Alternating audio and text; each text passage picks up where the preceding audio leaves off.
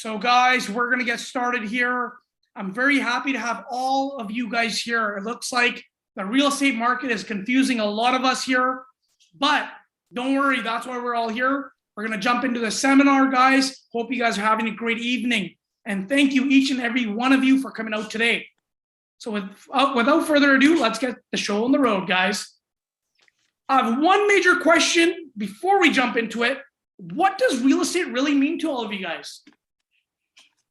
Put in the chat box below.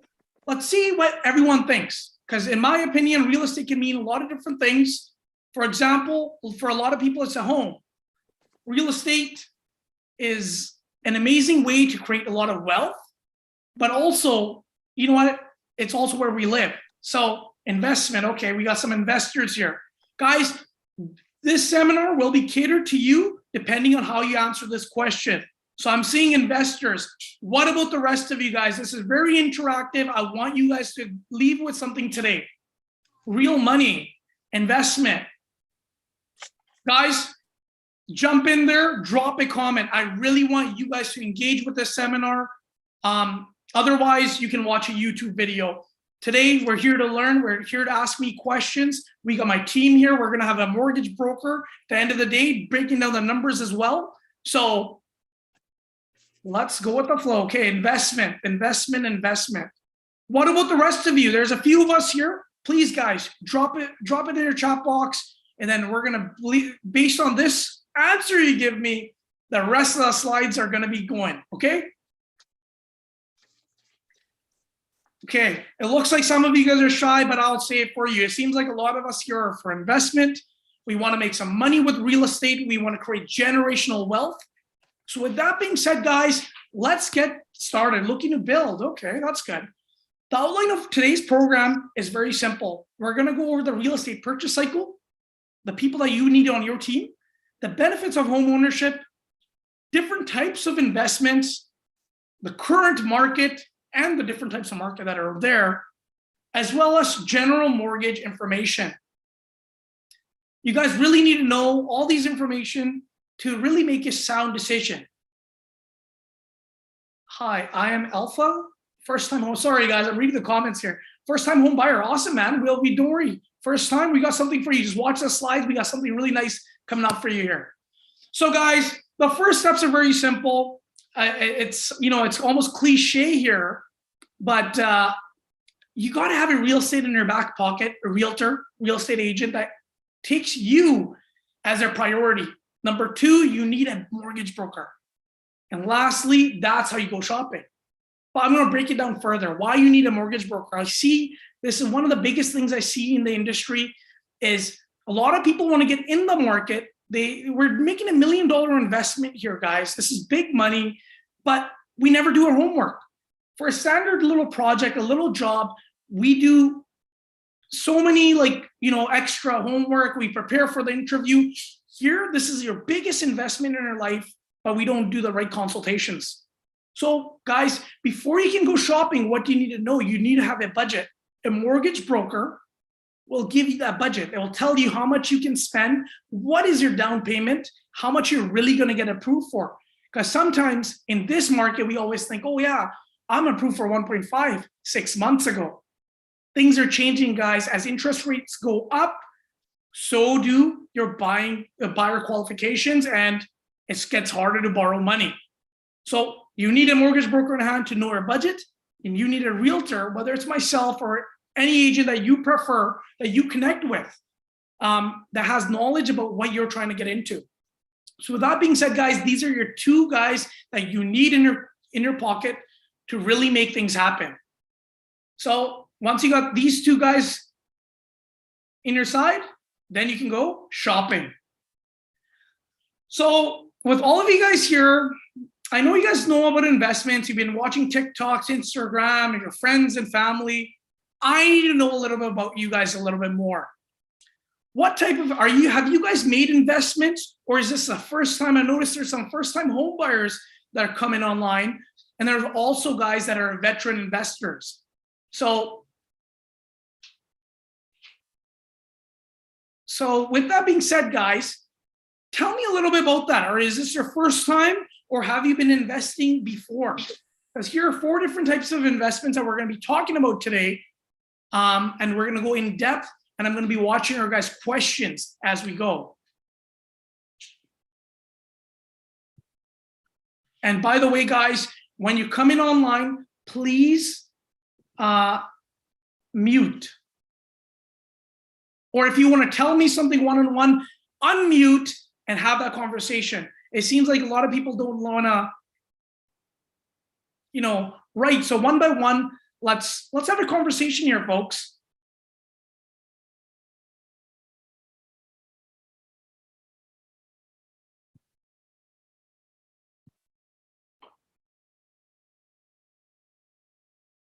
Okay, guys. Well, with that being said, guys, let's just get into it. There are many different types of investments we've been hearing. If you're a first-time home buyers, this is amazing, guys. 4 different types of investments are, one is pre-sales. We've been hearing that word for the last few years. Pre-sales, pre-sales, pre-sales. We've been hearing people making money, doing assignments, doing flips. And I believe a lot of us want to get on that train. Another one is passive income. Rentals. Rentals are a great way to create passive income, cash flow, and you want to jump on that train. Passive income, we hear it all the time. Construction, building, buying a lot, building a home, and last but not least, a development game. And development, there's a lot of money to be made. But we're going to start with pre-sales here, guys.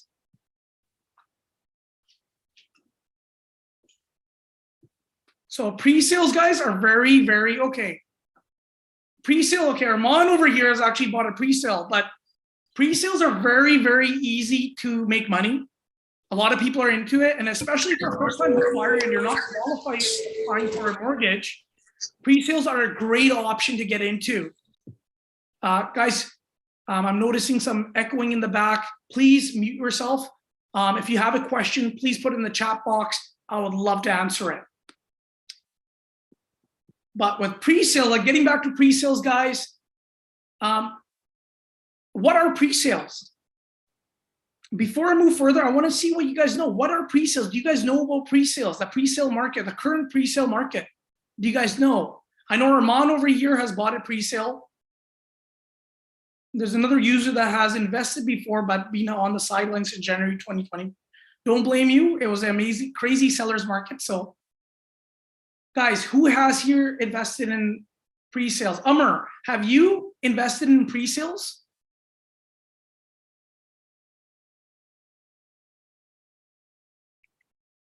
Amr's, okay, perfect, Amr.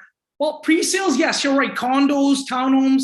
Pre-sale is anything that you buy in the market right now that isn't built. It's pretty much you're buying in today's market, today's value, something in the future that will be completed in 2 to 4 years. Some pre-sales are made sooner, but long story short, guys, pre-sales are pretty much you're booking in advance. The reason why people buy pre-sales is for a few factors. One, they're not qualifying right now for mortgages, but they will be in the future based on their current income. Secondly, a lot of investors go into this because you don't have to put the full portion. You don't have to qualify for a mortgage right now. But with a small down payment, a deposit, they can purchase a property in today's value, and in 2 to 4 years, the property of this, the value of this product will go up in value. So a lot of people did this in every city, guys. Surrey Central is a prime example. A lot of people purchase these homes for around $200,000-$300,000. Now these properties have doubled in value. But not every pre-sale is made the same, guys. You gotta do your homework. When I say homework, you need to invest in cities that have infrastructure, that have growth. Doesn't matter, it's a pre-sale, rental, construction, or development. You wanna buy in a city that is having money dumped into it. A couple examples of this is like Langford right now. You got a $100 million project that's being dumped into a Langford, a city by Victoria. For another one is Surrey. You got jobs. You got 3 different universities here. It's one of the fastest growing cities in all of North America. Maple Ridge is a great option because you got to understand the federal government put a bridge there. There's a reason they're foreseeing something. So you always want to follow where the money is going. Lastly, you need to make sure, guys, there are jobs in the area. For example, Kelowna is also getting a university. There's going to be more jobs. There's going to be more students. Wow. So there's going to be growth. So wherever there's going to be growth in population, in other words, demand, the prices will follow. But when you're looking into pre-sales, getting back to the topic of pre-sales, guys, there's three main components. After you find the right city to invest in, they are deposit structure. What is a deposit structure? You can buy pre-sales for 5%, 10%, 15%, 20%. Staggered, different type of investments. The ideal pre-sale, you want to actually have the lowest deposit, like 5% ideally, but does that happen all the time? No, but in this current market, guys, things are changing. Developers, if they're developing a property, we're turning into a different market where there is a scarcity of buyers. There's not enough buyers for the project. They need to sell out and get it built. So you will start seeing incentives, price reductions, and things like that. So deposit structure, you need to make sure it's a low deposit or the deposit structure works for you. And this is a negotiable term. A lot of realtors or agents don't know this, and also a lot of people that are investing don't know this is all in negotiation. These things can be negotiated having the right agent. Number two, assignment fees. Who over here knows what assignment fees are? Guys, please be interactive. If you don't know, put a no there. And someone, I got you on, you're not muted. Please mute your microphone so you don't interrupt. And who wants to take a jab at it? What are assignment fees? Just take a wild guess, guys. If you don't know, right now, I would love to see your answers. I just want to make sure I give you guys valuable information. We all can Google it, I guess. Yeah, Google it, drop it in the comments. I just don't want to repeat it. If everybody knows here, then that's fine.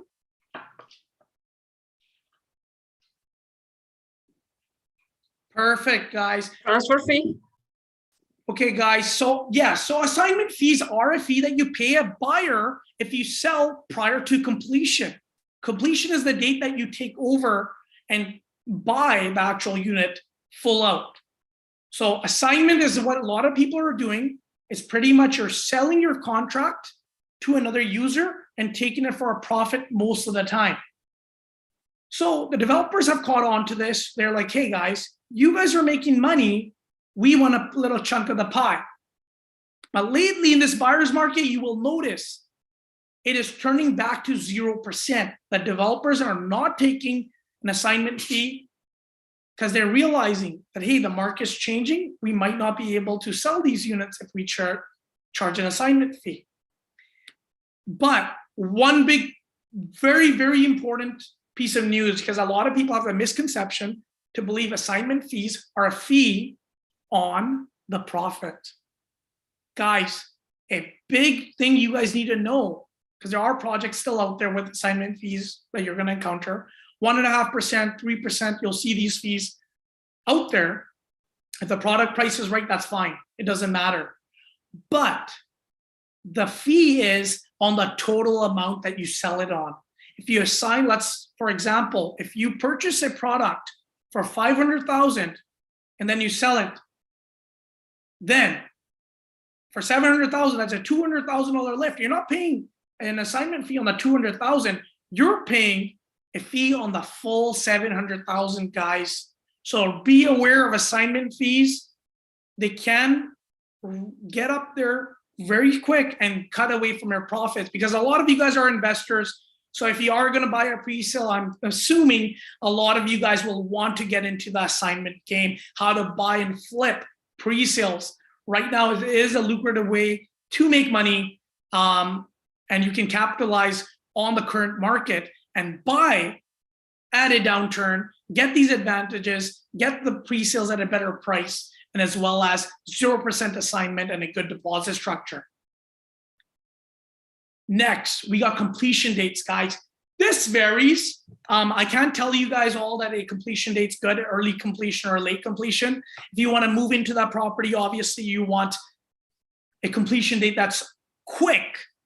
But if you want to make money and you feel like you're a first-time home buyer, you might not qualify for a mortgage. That's why it's very important, guys, to talk to a broker about this. If you aren't going to qualify for a mortgage right now and it's going to take you some time to come up with more money, you want a project with a longer completion date. And also, that gives you an advantage. Right now, we're going into a buyer's market, okay, guys? Most likely. Prices might come down. How long is it going to take the project, the homes to get back up on an upswing? Nobody's got a crystal ball. Are they going to come up? If you look at history, the Lower Mainland and Fraser Valley haven't stayed down for too long in a buyer's market for too long in history. So the upswing will happen, but if you want to be sure of it, a longer completion date is favorable rather than a quick one. You guys follow me so far?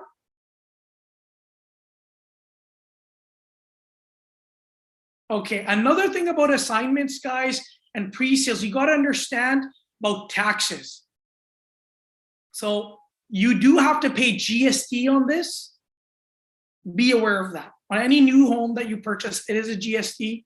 It's not typical property transfer tax. It is GST, so our costs are a little bit different. Be aware of that.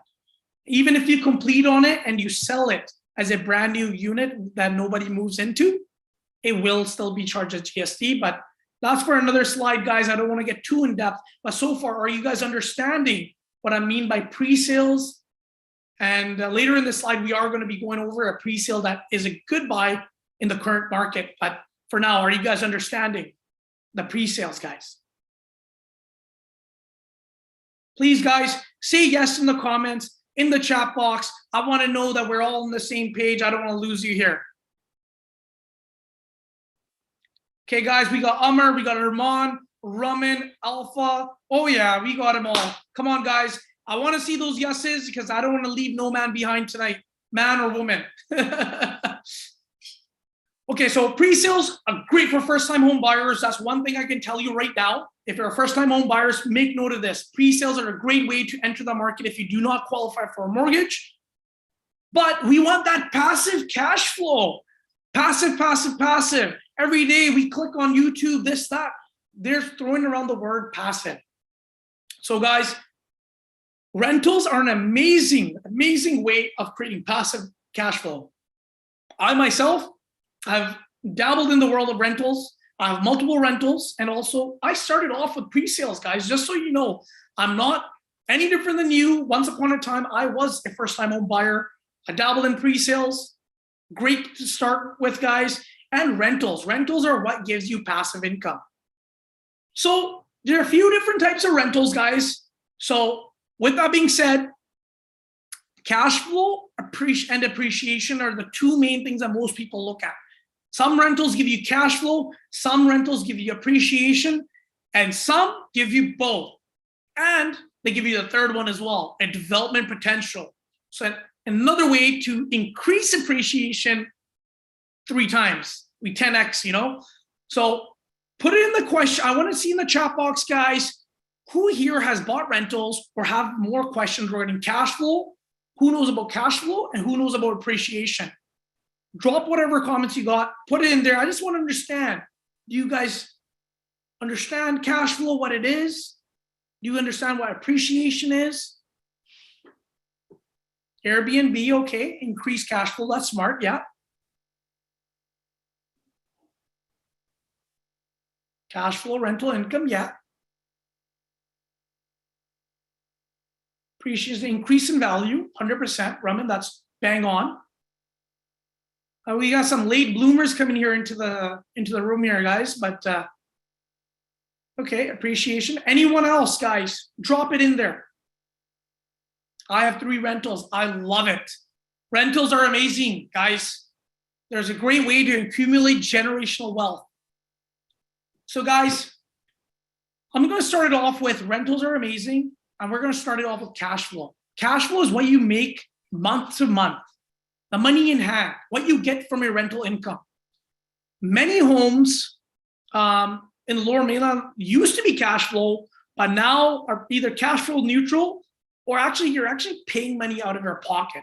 Many people are banking on appreciation down here, but there are other markets, for example, Calgary, Windsor, the island, the Okanagan, where you can still make money month to month. And when we talk about that, when I talk about that, I'm talking with putting 20% down, because rental properties, guys, do need 20% down payment in order to buy rentals, okay? So if you're thinking about buying property, minimum number that you got to understand is you got to have 20% of the purchase value, plus your expenses, closing costs and whatnot, property inspection. So bear that in mind. Secondly, you do have other costs in rentals. Property insurance, repairs, maintenance, property management if it's out of town. So when you're looking at cash flow, we're looking at cash flow positive properties. Cash flow positive means after you pay all your monthly expenses, not just your mortgages, guys, all of these. So Galaxy Note 9, guys, sorry, I'm going to take a quick pause. He's asking regardless of your income. We'll break it down for you. We're going to have a mortgage specialist, guys, that breakdowns number at the end of my slide today, but you do need 20% down for rental income. I mean, rental properties down in Canada, down here. So, and secondly, guys, yeah, cash flow is very important. Positive cash flow. And today, I'm going to give you an example of a positive cash flow scenario. But not everyone is looking for positive cash flow, guys. Like Calgary is a great one, but the property values don't increase as fast as they do in the Lower Mainland, Fraser Valley, or other areas. A lot of people are banking on appreciation. Appreciation is increase of value in the property. How do you understand where it's going to increase, though? That's what you guys are here for. You guys want to understand, I'm assuming. Tell me, do you guys want to know where it's going to increase in value? Is that what you guys are looking for? If you don't comment yes, that means you don't want to hear where to find that.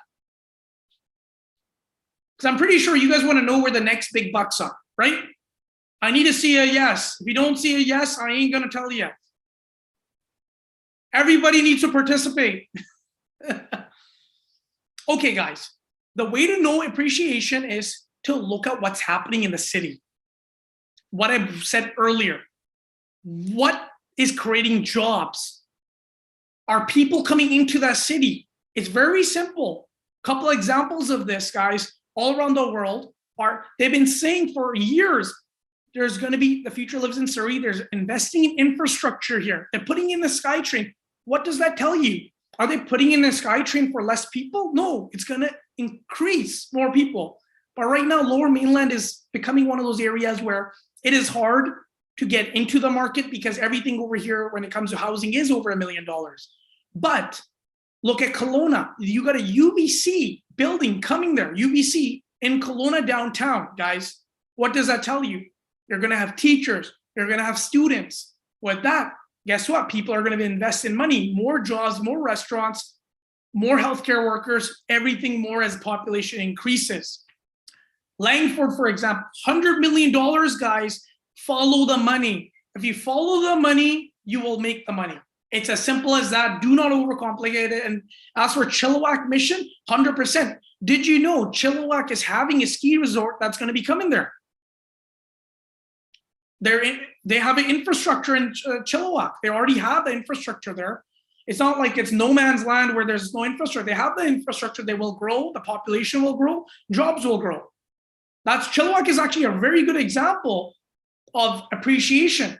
I don't know if you guys remember a few years back, Chilliwack they announced that they're going to have a beer factory there.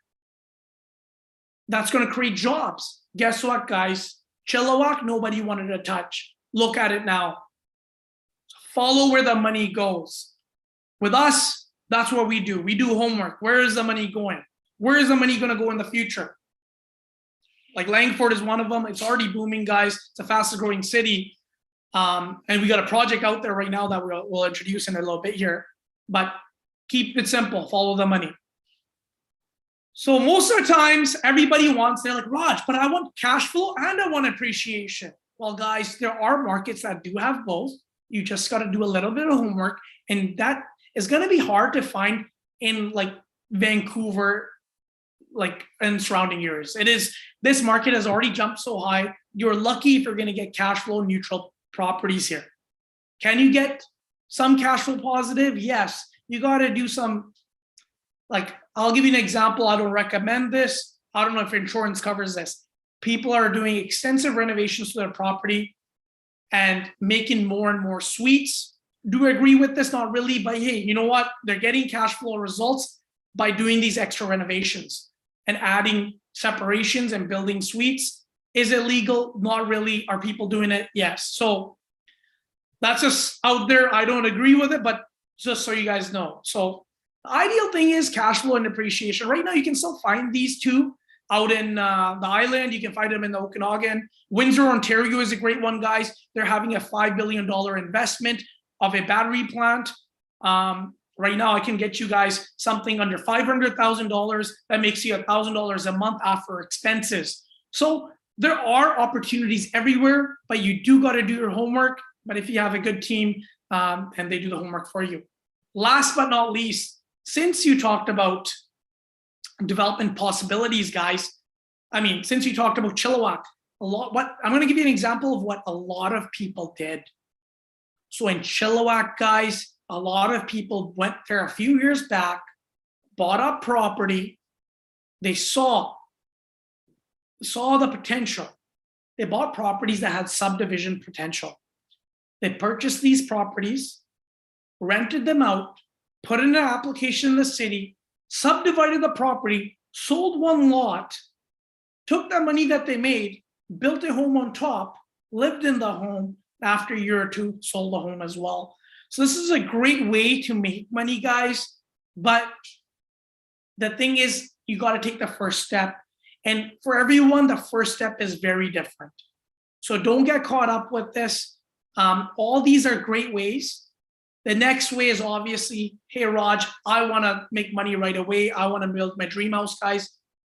Instead of buying your dream house, guys, purchase a lot. Right now, there's a lot of lots on the market. You can negotiate prices. Things have changed. The market has shifted, and it is turning into a market where you can negotiate and get a good deal.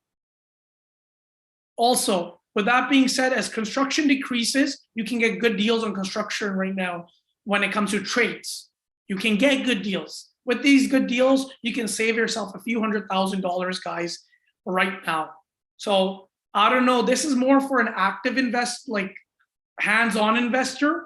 If you want passive cash flow or passive money, this is the area you got to focus on, pre-sales and rentals, okay?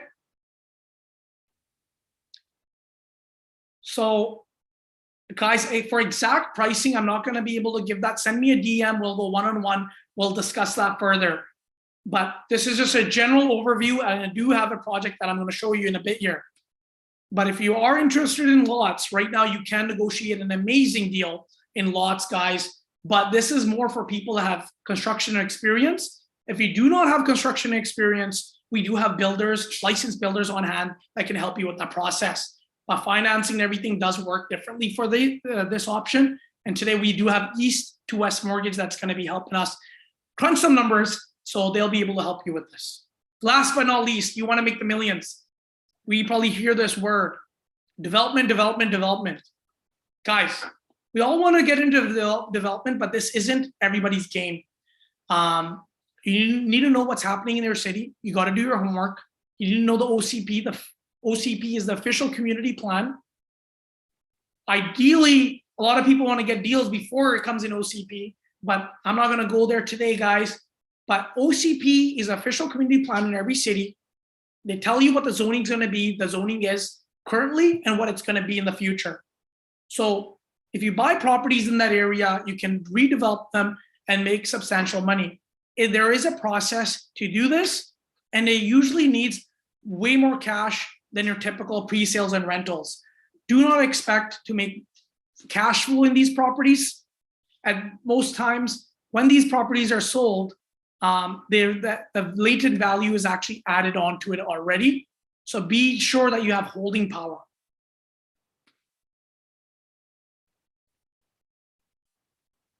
Yes, lots of UV man said it right. Lots of variables. Location, size, services, you got to look into it, guys. A lot of people get messed up with development when they're unsure, when they don't know what's happening. You need to know where your services are. You need to know what the city really allows. And the last few months, like last couple of years, we've noticed a lot of projects were sold that weren't actually approved. People put out plans saying that you can build this, build this, build this. If you don't do the right homework on this, guys, you can buy a property and get totally stuck with it. And we know so many people that don't do homework, that believe what they see, and they get stuck in jams. So development, although you can make substantial money, it isn't for everybody. You really need to know your homework. And if you want to know more, you can do one-on-one with us. So far, are you guys understanding where I'm saying with the investments, guys? A yes or a no. If you want to know more about one of the four, please drop it in there in the chats. I really need to hear from you guys. I like to be interactive. Yes, it's a great, for Galaxy Note 9, it's a great idea to buy a lot with a building plan approved, 100%. You don't have to waste time. You're ready to go. Buy and go. That's probably one of the best ways to buy it, in my opinion. But you just got to check your numbers. With anything, guys, buying today, buying tomorrow, buying yesterday, if the numbers make sense, it's always a good time to buy. But the numbers need to make sense. If they don't make sense, you take a pause, you do not buy.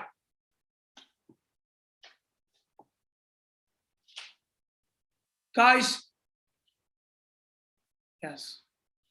So guys, I want to hear you. If you don't like typing, unmute and let's have a conversation. I want to talk to somebody. One of you guys, come on, ask me a question. I want to have a conversation here with one of you guys. Let's get down and dirty.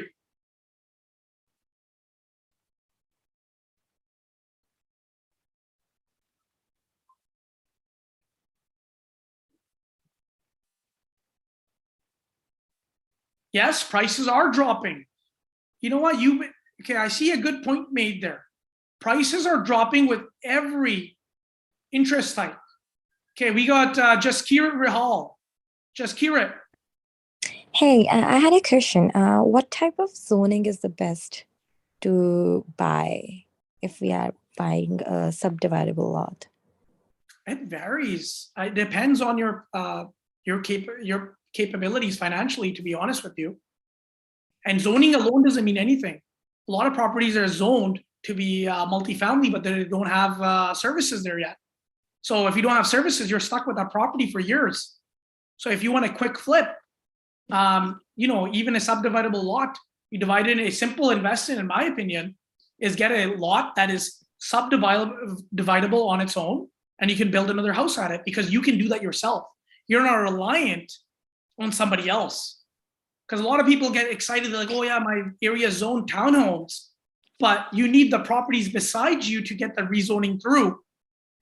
So if it's all alone you with one property, it's good, don't get me wrong, but sometimes your neighbors don't want to rezone it. Then you're stuck with that property. Unless you're okay with it and you're making cash flow, it's okay. But if you're buying something that has no cash flow and it's got rezoning potential, but you don't own the properties around you, not worth it.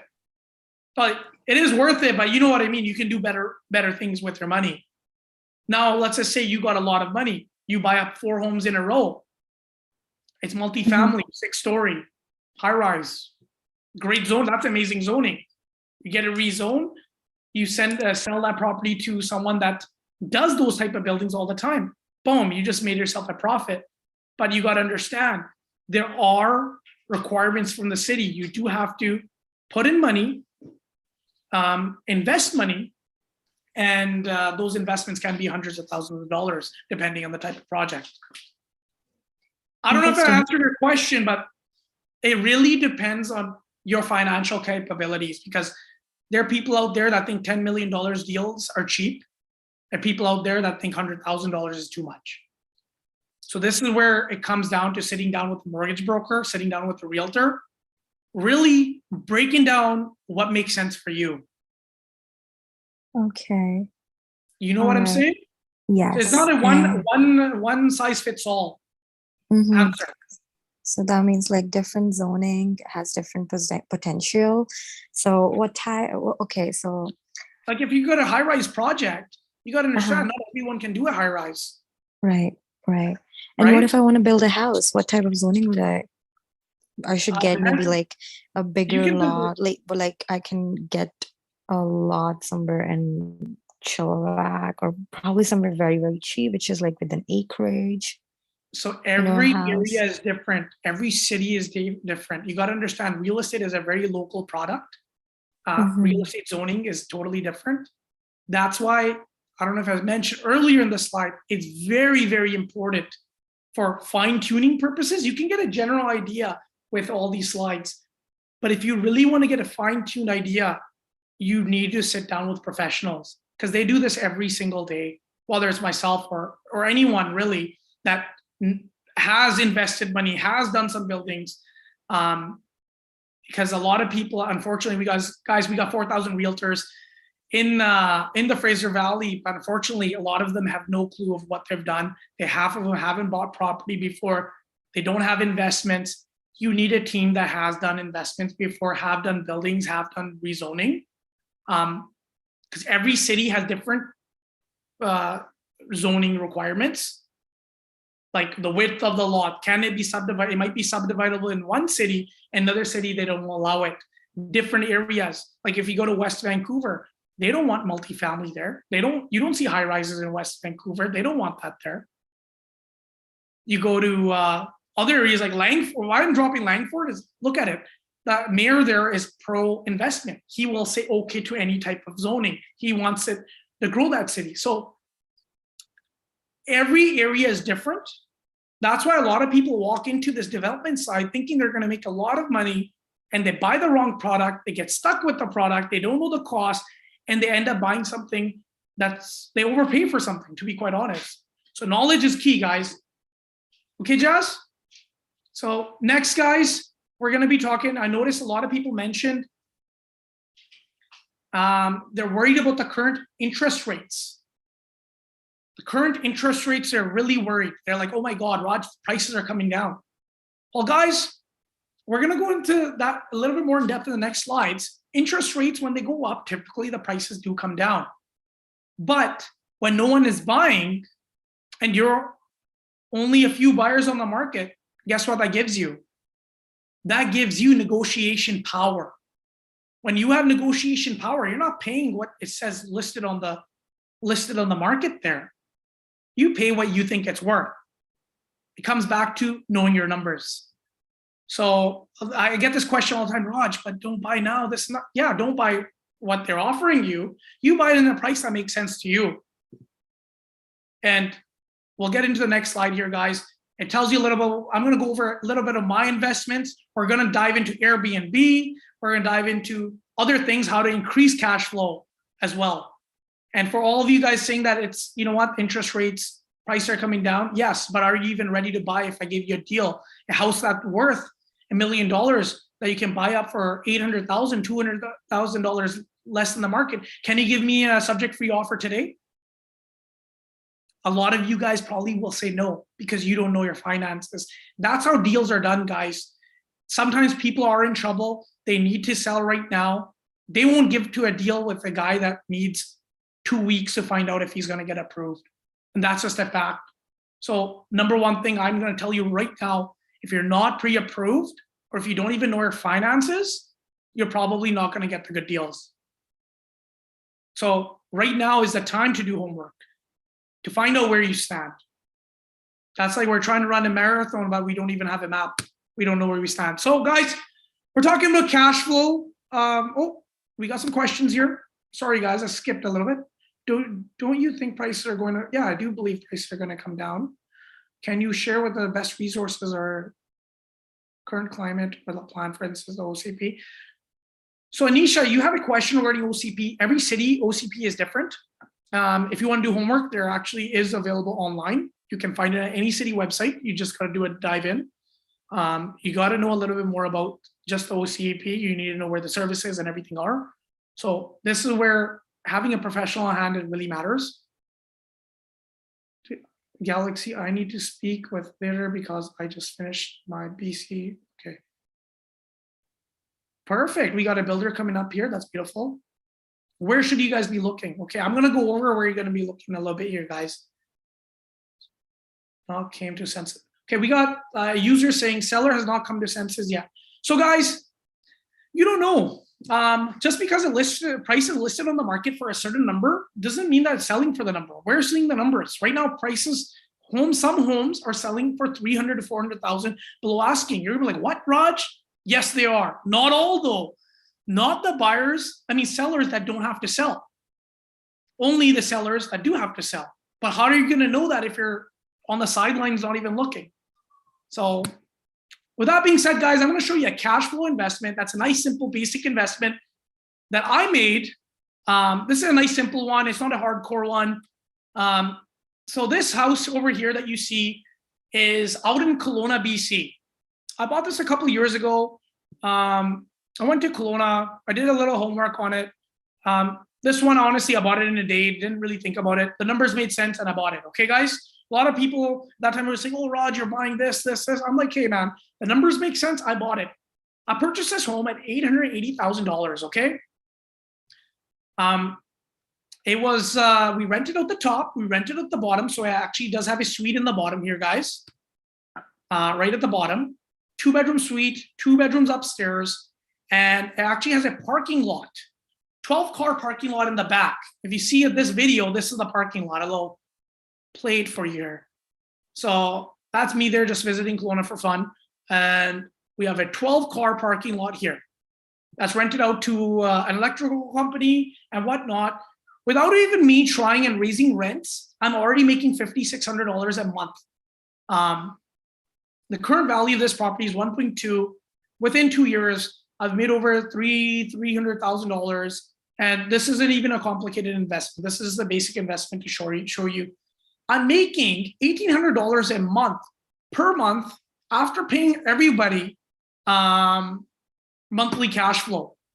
This property is going to be rezoned into high rise. So once it's ready, I'm not even in a rush to do anything with this property. So a lot of people get panic, oh, the market's crashing, my payments are going, I don't even care. Let my payments go up a little bit. I'm still covered. And in 5 years, this property is going to be worth a lot more. And I already know that. This is going to be a high rise zoning in the future. And there are a bunch of properties like this in Kelowna to be had. Have the prices changed a little bit? Yes, they have, but they still have potential. But I haven't even maximized the rental on this, guys. We can probably rent it out as an Airbnb right now. The guy before me had it rented out as an Airbnb. But since I live in the Lower Mainland, I didn't want the headache. I didn't want the headache of, running an Airbnb from here, checking my cameras or having someone do it. I just did a big basic rental, had parking in the back. You can easily add $2,000 to $3,000 a monthly income on this property just by converting an Airbnb. Mind you, every area does not allow Airbnb. Even in Kelowna, there's certain requirements for Airbnb. And if I've done some homework, I know what I got to do to get into Airbnb. It's not that hard, but you need to know the process. A lot of people go in there thinking this property is going to be Airbnb, find out afterwards they don't allow it and that there's massive fines. So not every property that can't be done with every property. Secondly, guys, this property, let's just say we don't get high-rise potential in this.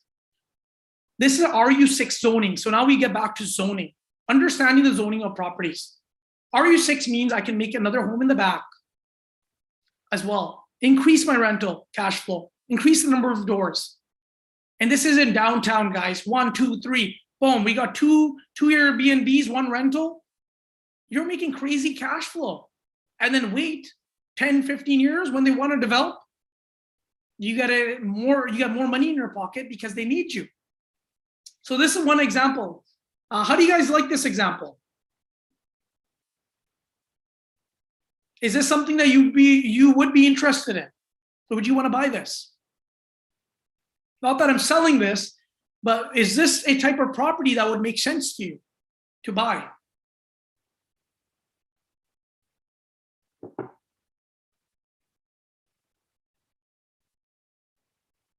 Guys, just please mention in the chat box yes or no, because we do have a short list of properties that we do have that are cash flow right now in different areas for potential buyers. So if this is something that interests you, please DM yes.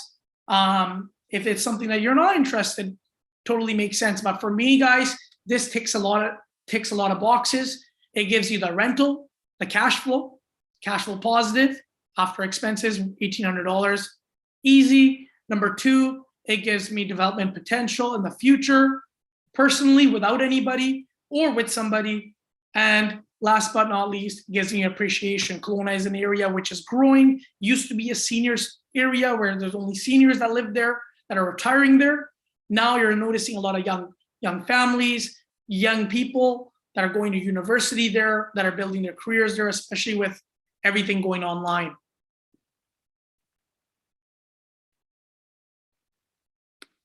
Okay, guys.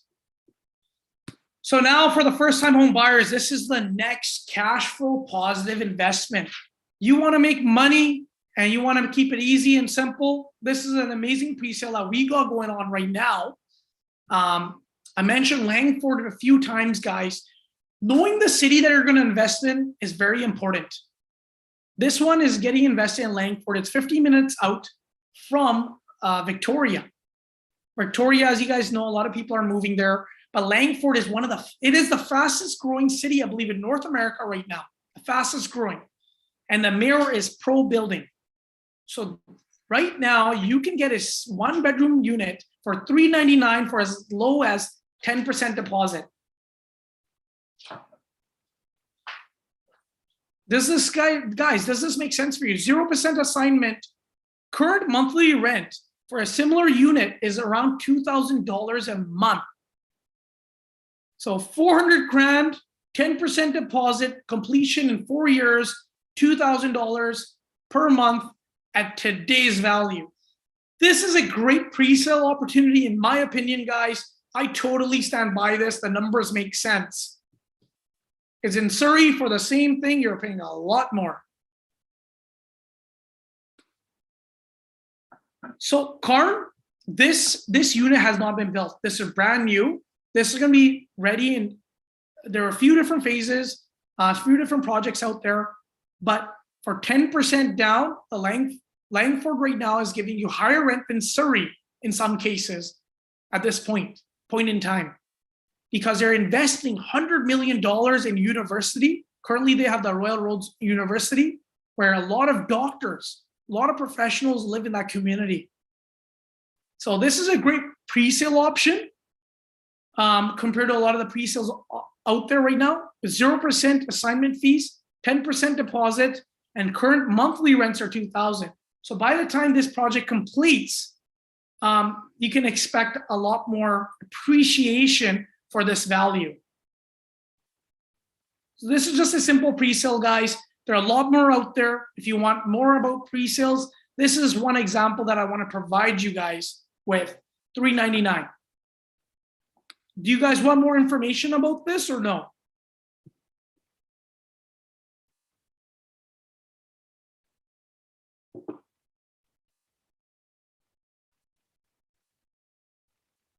So remember, guys, when we talk about cash flow, we mentioned 20% down, with a 20% down payment. So if you want more information about this project, we can send it to you later today. But if you don't, that is totally fine. This is just a project that's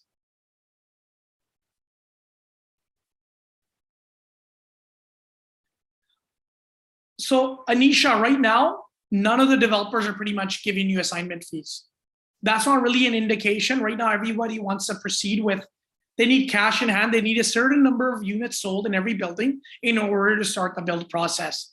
So a lot of developers right now understand the current market conditions, and they're removing assignment fees because of that reason. Like, if you want more information about what's happening in Langford, I do suggest each and every one of you to do some homework on Langford and what it all means. Yes, it won't be as nice as my Kelowna property. I always say buy land, but this is something for for those of you guys that are first-time home buyers or even investors that want easy money, this is a no-brainer. It's you buy the property at 10% down, $400,000, guys. There's also 2 bedrooms available, which means more rent. But this is just a nice, simple project just to give you an idea. It is most likely going to sell out, but this is just an idea for you guys. Sorry to jump in here, Raj, but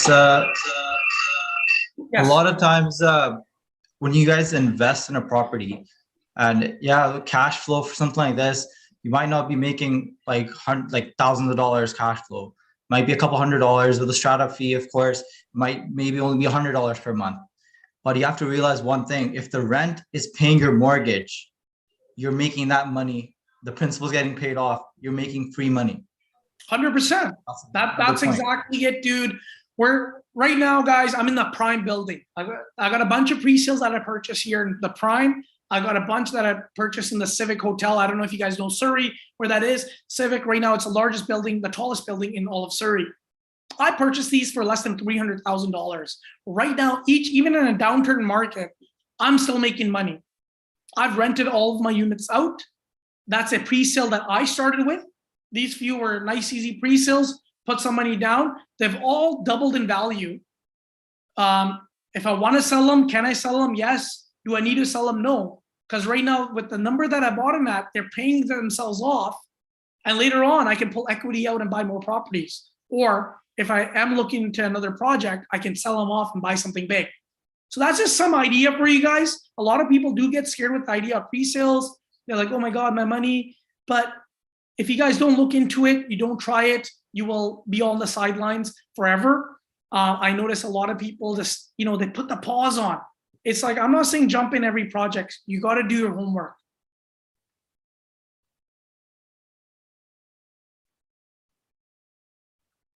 So Anisha, typically they don't start doing that, but yes, they do have the option that they can start doing that. Yes.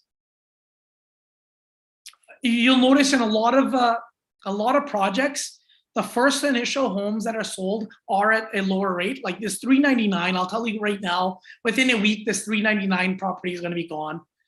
It's not going to be available for anyone to purchase because this is usually their lowest point of entry. The lowest point of entry gets bought up like this, and it's to whoever first come, first serve, right? And I'm hearing when do you think the market will bottom? Well, I think sometime next year, but nobody's got a crystal ball. I got a question for you. I think RU7 zone properties in downtown Kelowna are great, depending on what price you buy them at. See, guys, it goes back down to this. So, guys, it goes back down to this. So, depends what you buy it at. Hey, Karn, I'll give you one example. If that unit goes above $100,000 in value in 4 years, that will be an amazing pre-sale. Because I noticed Karn is asking, hey, Raj, the carrying costs, it's not. You got to understand the project completion dates. If it was to complete tomorrow, I would not suggest to buy it right now. I'll be very honest with you. That's why completion dates were my third topic, matter quite a bit. If you buy that right now in this market, do I agree? No, I would tell you to buy something on the market right now, negotiate a deal that's well below market value. But this project is great for someone who currently doesn't qualify for a mortgage or has some extra money in their bank account that they just want to invest and look back at it after a few years. Do you follow me, Karn?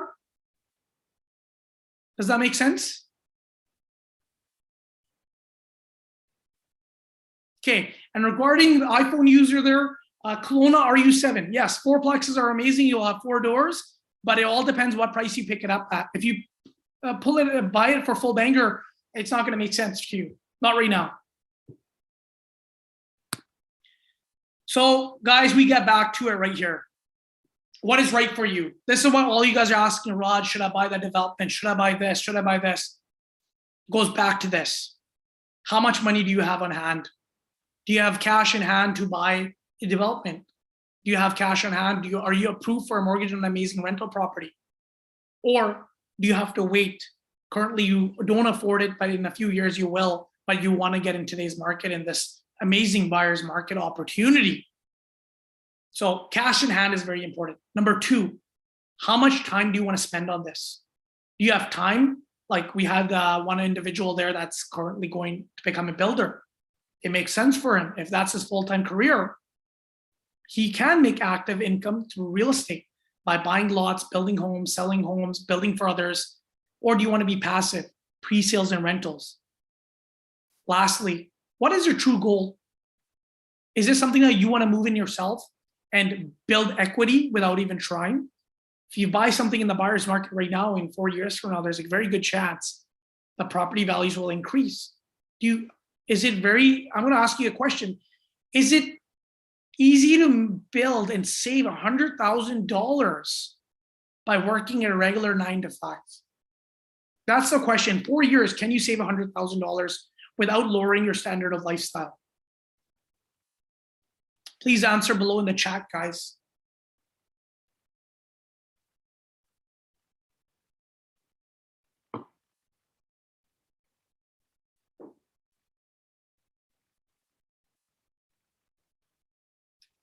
Guys, any answers? Is it easy to build $100,000 in your savings just by working a 9 to 5?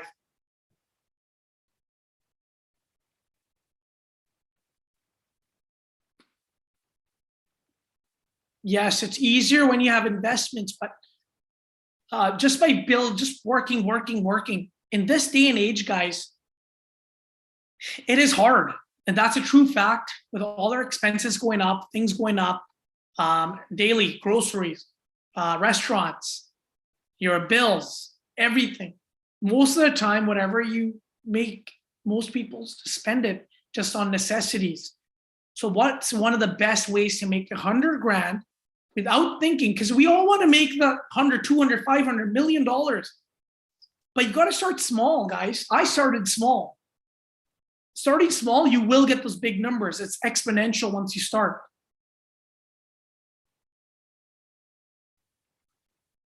So for the one that says 100K, yeah, Bitcoin, I love it. I don't know enough about Bitcoin, Karn. Maybe the next one you can tell us about Bitcoin. I just don't know enough. Maybe it might be the next global currency. But as for, yes, you can lose 100,000 by buying in the peak, in the short keyword, the short term, guys. So if you look at real estate in the long term, if you bought at the peak for the last 30 years, including the major crash that happened in the 80s, you will understand. If you have holding power in the long run, you always win. Obviously, we want to buy it at the lows in the buyer's markets. Currently, what we're in, we're going into, we're going to be hitting the bottom soon, but if you're not prepared, you're going to miss it. And that happens all the time. So with that being said, guys, in the short term, you lose. The people who really lose in real estate, if you look at it, the only people that lose are the people who over leverage, don't do their homework, don't do their consultations. Like, for example, we were talking about development. If you buy a property that you can't even develop on your own, that you're waiting for the other guys and you're not buying everything, well, if the market dips, it doesn't help you. Someone will try to lowball you and try to pick up that property for next to nothing. So you're always going to make sure you buy within your means, you understand your budget, you consult a good mortgage broker, because every mortgage broker is not built the same, guys. You need a creative mortgage broker that can get the things done for you. With that being said, guys, I want to understand there's 3 different types of markets right now. Seller's market, a balanced market, and a buyer's market. As you guys all know, a seller's market is when the demand is high, but the supply is low, making the properties go up in value, driving the market value up. Balanced market is when there's almost an equal amount in numbers, buyers and sellers, and homes are selling within 30 days. Buyer's market, on the other hand, is when there's a lot of homes on the market, there's a lot of supply, but not enough demand, which typically drives the prices down. So what out of these 3 do you think the current market is? What is the current market? Write it in the chat below. Let's see if you guys are still there. and let's talk about the current market, guys. What do you guys think it is?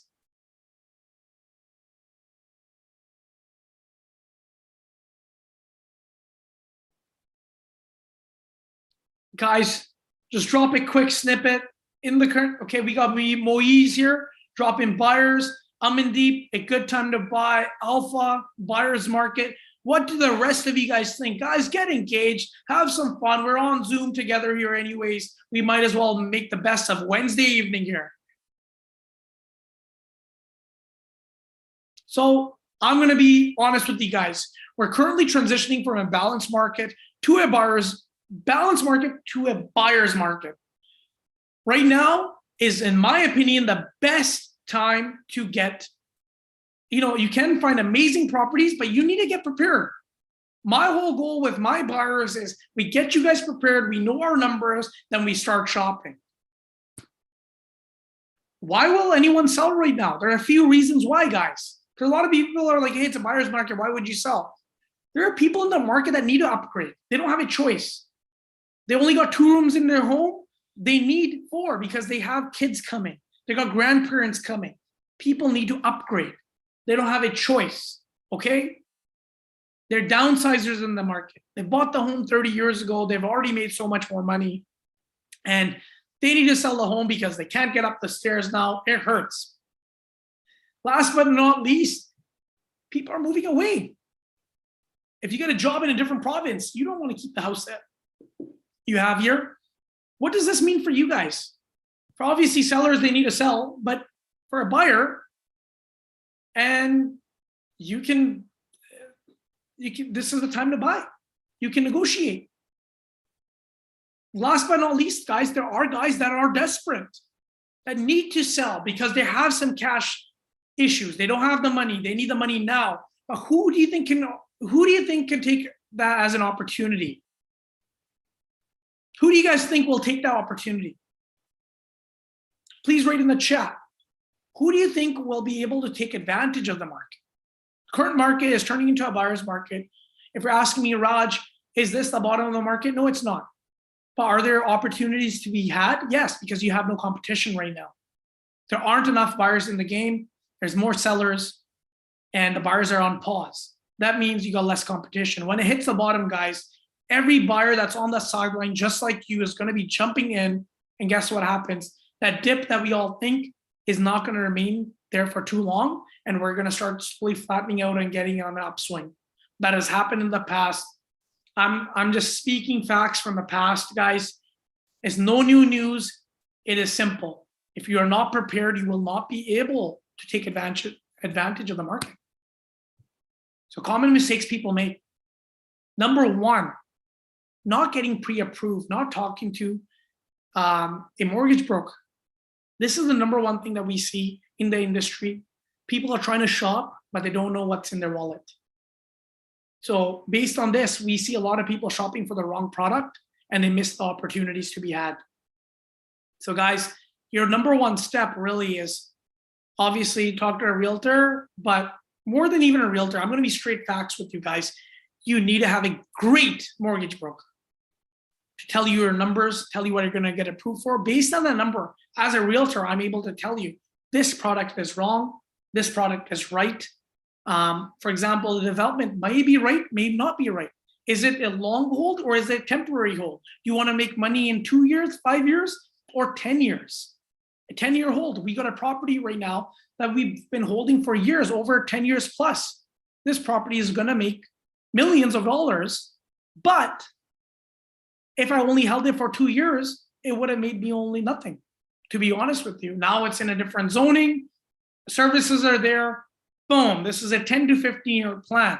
So do you want to plant your money? So is that right for your lifestyle? Do you have the extra cash to plant it and leave it? So a lot of developers, guys, out there, they plan 10 years in advance. So you're noticing the moves that they're making. They've already made them. Half the properties, I look outside my window right now, were purchased 10 to 15 years ago, if not even earlier.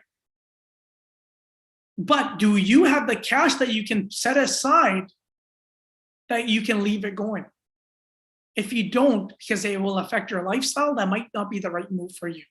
Maybe you need to build up the cash so you can do that and have some cash for your lifestyle. We have to look into all aspects. That's where a good realtor comes in. Number two, guys, missed opportunities. So there are opportunities to be had. If you don't have the knowledge, if you don't know the zonings, if you don't know what's happening in the area, you will miss opportunities. You really need to know what's going on. Number three, underestimating expenses. A lot of people just think, oh, I got my down payment. This is my cost. This is what I'm going to buy. They don't look into closing costs. Your property transfer tax, GST, appraisal, home inspections, home insurance, repairs on rentals, maintenance costs on rentals. The list goes on. And also, go back to it, choosing the wrong agent, guys. It's very important. Whoever you choose, they need to have understanding of the situation. In conclusion, guys, thank you for being here. But in conclusions, right now is the best time to get ready to get into the market. It is changing into a buyer's market. Right now is when you get prepared. Understand what your finances are. If you got to make changes, right now is the time to make changes, pay off your credit card, pay off the car loan, pay off the bills, get your credit back in check. Because a lot of people, they miss the opportunity. It's too late. When they find the right property, they're ready to buy, boom, they don't have the financing for it. And guess what? They missed the opportunity. So with that being said, guys, we have an amazing mortgage broker here with us. We got East to West Mortgages. They do mortgages all around Canada. They're a fantastic group of guys. So I'm going to give them the stage. If you have any more questions for me, please throw it in there. If there's some properties that you want to more knowledge about, like Langford or other cash flow investments, rentals, throw a message in the chat. I'll be throwing a link there with my calendar if you want a one-on-one, and we'll take it from there.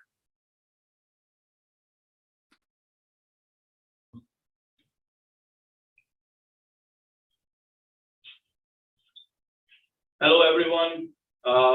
My name is Gurleen and my partner named Jazz. So we are the mortgage brokers with East to West Financial Group. So we will be discussing today about everything that you need for the mortgage needs.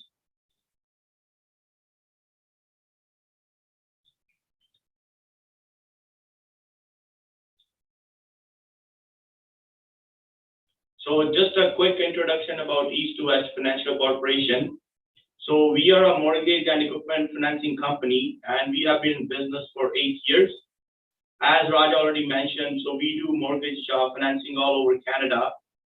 We also do equipment financing such as for truck, trailer, excavator, heavy equipment, and commercial equipment financing.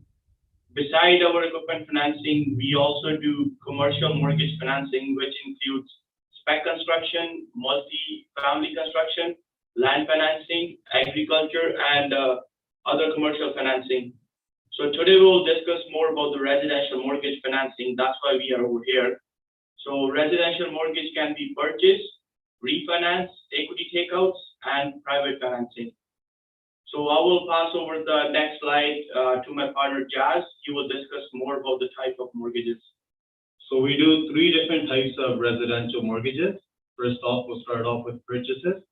This type of financing involves subject removal and the completion date for a property. The following steps are involved. So we like to get our clients pre-approved for a specific dollar amount. Once an offer is accepted, we would submit the deal and obtain a formal approval. Formal approval can be followed by satisfying any conditions that the lender may have. And something that East to West really focuses on is ensuring we have met all conditions prior to subject removal. We really strive to do proper due diligence on all files so there are no surprise issues. Secondly, we do refinancing and equity takeout. Equity increases as you pay down your mortgage with regular payments and lump sum payments. Also, as home prices increase through appreciation and renovations, your equity position improves as well. It is possible to switch your mortgage from one lender to another or do an equity takeout from the form of HELOC. HELOC, also known as home equity line of credit. This type of loan allows a homeowner to borrow against the equity they have accumulated in their home. The property serves as a collateral for the loan. This can be in form of interest-only product. And thirdly, we deal with private mortgages. When the banks say no, this is the best option. Typically, it's very short term, roughly 12 months, and they're focused on the equity of the project and not the priority itself, as lenders are not too concerned about your income. Also known as equity-based lending and not income approach. If you have bad credit, this is the only category that you would potentially qualify under. However, people with good credit also use private financing from time to time. This is due to quick turnaround times if the completion date of a project is fast approaching and an extension is not obtainable. Private financing provides the option of securing the property now and refinancing later. And we'll discuss the different type of rates we help our clients secure. First one, starting off is fixed rate. With a fixed mortgage, you have the advantage of locking in the rate for your chosen term. 4 and 5 year fixed rate is currently posted at 5.44. The 3-year fixed rate is going at 5.49. And the 2-year fixed rate is currently at 5.64. And the 1-year fixed rate is at 5.74. So you have 5 different options here. And please note, these are just the posted rates, but we at East to West usually secure a better rate than the banks offer. Variable mortgages have fluctuating interest rates during the term of the mortgage, which can impact the principal amount being paid off each month. Currently, the 5-year posted variable rate is around 5.30, and the variable 5-year high ratio posted rate is currently at 5.15, which is offered for insured files. Insured files is any file where you put less than 20% down. These are currently posted rates. Again, we help our clients secure a better rate. So I will jump in and discuss more about the down payment options that clients have. They have some questions about down payment. If I know some people think they're first-time home buyer and they can buy the house with 5% or 10% down payment.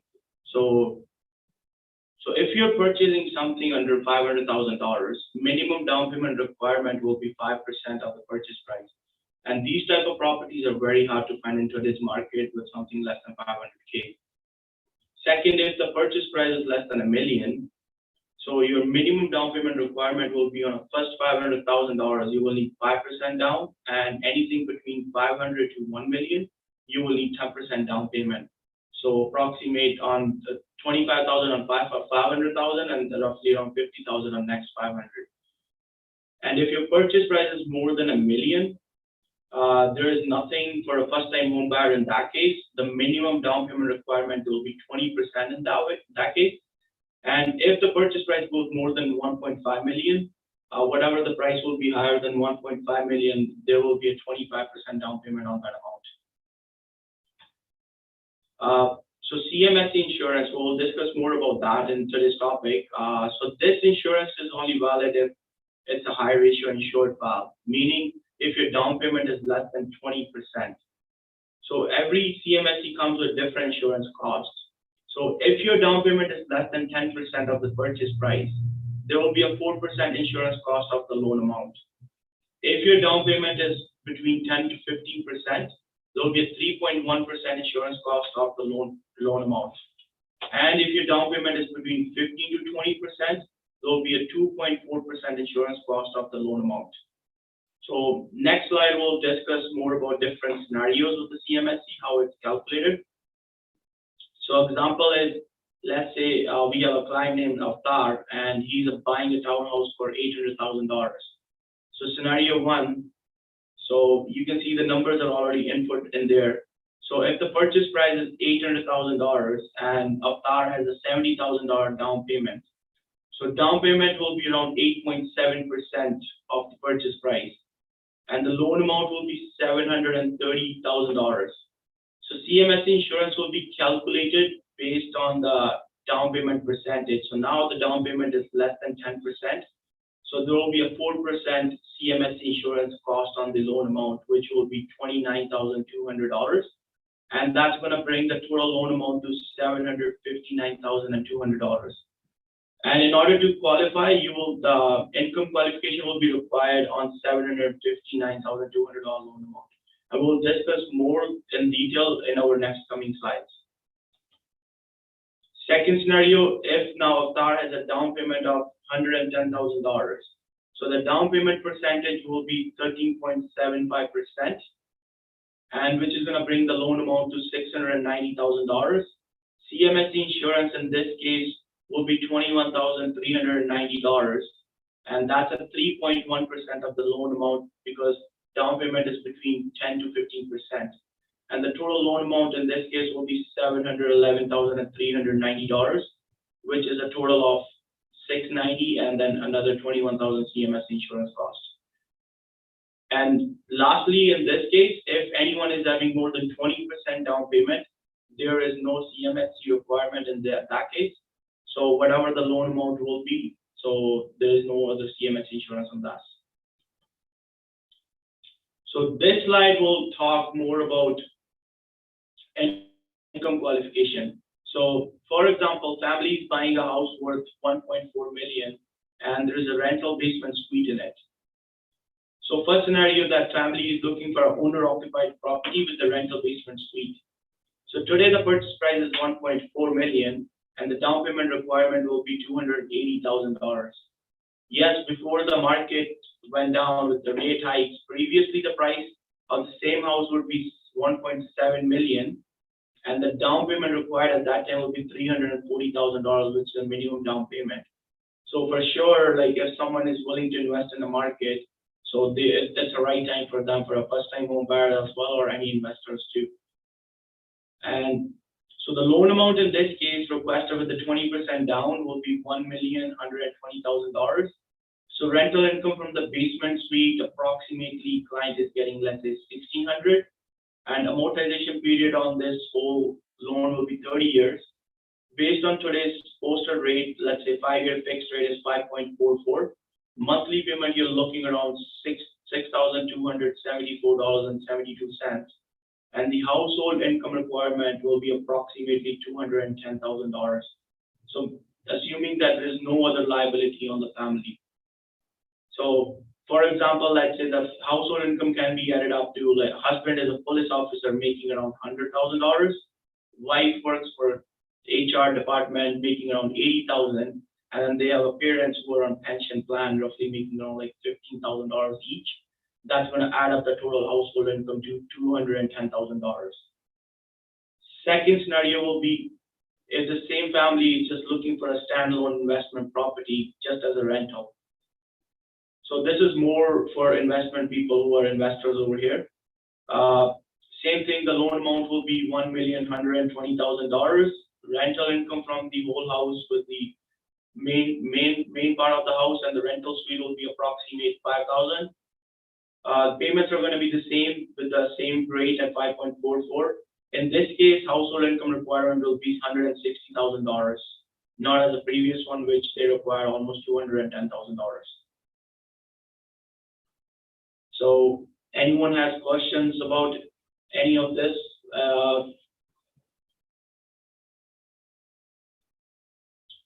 So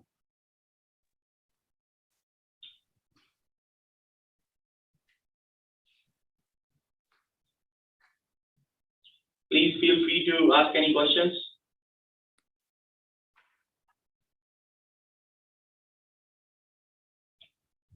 So Berlin, I think you did a perfect job, guys.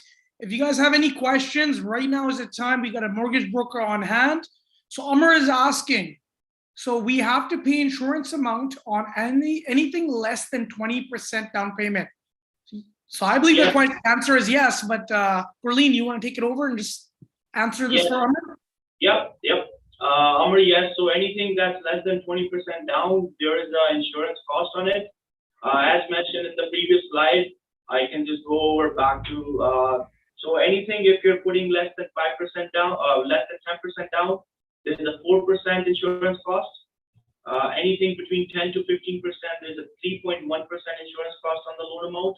And anything between 15 to 20%, there's 2.4% insurance cost on the loan amount.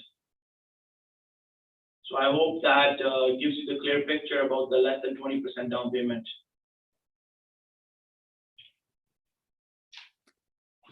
So guys, it's been fantastic having all of you guys here. You know what, Gurleen is a fantastic mortgage broker with East to West. What more questions do you guys have? So Gurleen, we got a question. What is the recommended down payment percentage? It depends. So if you're purchasing something more than $1 million, for sure it has to be 20%. But again, for that it will be better if based on your income, and we can calculate and run all the numbers based on that, and gives you the better picture what will be the minimum down payment that you can qualify for the mortgage. And we have one question here. Galaxy Note 9 is asking, what is the interest differential between bank financing and East to West financing? So pretty much I'm thinking he's asking, or she's asking, what is the benefit of going through a mortgage company like East to West versus the banks? So every single bank has a different policies, right? So for us, we can look at the whole credit profile for the individual, and then we can decide which bank will be the best fit for the client.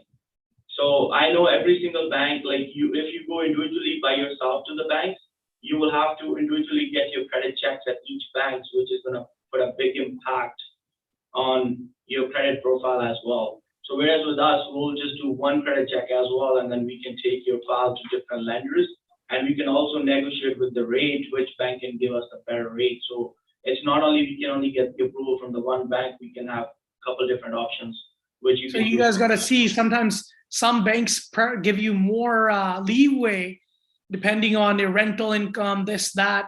Every bank is a little different, guys, for lending. So these guys have more access to different banks, so they can give you the best option. For purchasing an investment property, another question, Gurleen. For purchasing an investment property, is the minimum down payment 20%? Yes, that is right. And that minimum down payment of 20% has to be from your own sources. It cannot be a gift as well. So mostly investment. Yeah. How long does it have to be in your bank for? 90 days. So guys, remember that it has to be in your bank account for 90 days. So that's why I'm really saying, guys, it's extremely important, because a lot of people ask me today, Raj, is this the bottom? Is this the best time to buy? Can you take advantage? And I asked you, can you take an advantage of an opportunity if it came to you today? Do you have those accounts, those funds ready in your bank account right now, 90 days in advance? So it's very important to prepare, guys. I think we have one more question here.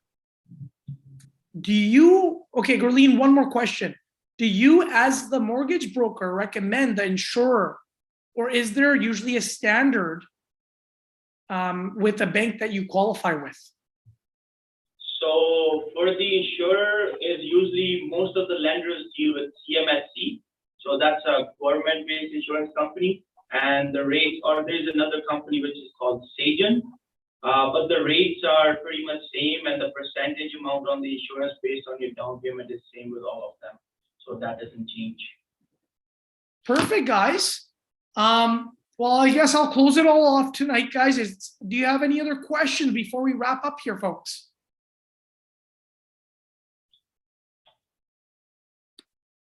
So, guys, we'll do the last slide. If you want to get a hold of Gurleen and the rest of the team at East to West, here are their numbers. You can screenshot it, take a picture, save their numbers. Great guys to deal with. And if you guys have any other questions that you want to know about real estate, where to invest, what type of investments, let's get in touch. I'll love to help you guys out one-on-one. And the link is actually in here. I'm going to just repeat the link in the chat box. And if you look in the chat box, guys, the link is there.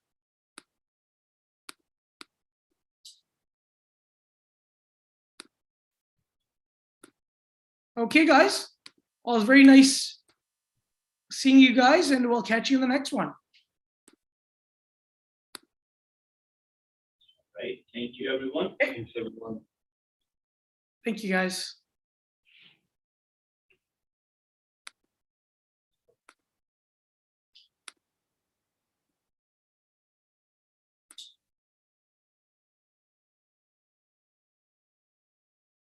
All right, guys, thank you very much for coming out today. If there's any questions, anything else you guys want to know, please put it in the chat box. Also, there is a Calendly link in there. Please message me there and we will take it there. Thank you.